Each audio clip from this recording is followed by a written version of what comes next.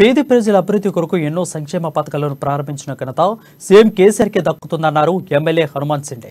నిజామాబాద్ జిల్లా పిట్ల మండల కేంద్రంలో లబ్ధిదారులకు షాదీ ముబారక్ కళ్యాణ లక్ష్మి చెక్కులు పంపిణీ చేశారు. బాలింతలకు న్యూట్రిషన్ కిట్లు అందజేస్తున్నారని చెప్పారు.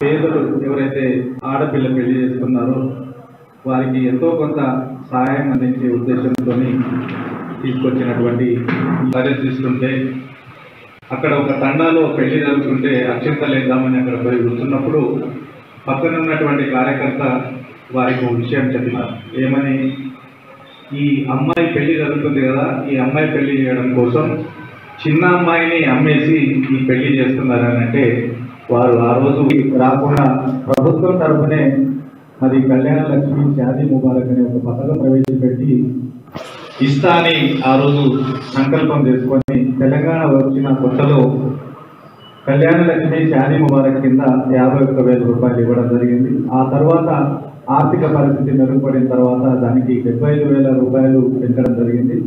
ఆ తర్వాత ఈరోజు 1,116 రూపాయలు కళ్యాణ లక్ష్మి షాదీ ముబారక్ కింద ఇవ్వడం జరుగుతూ ఉంది. మరి ఈ సందర్భంగా ఇక్కడికి ఇచ్చేసినటువంటి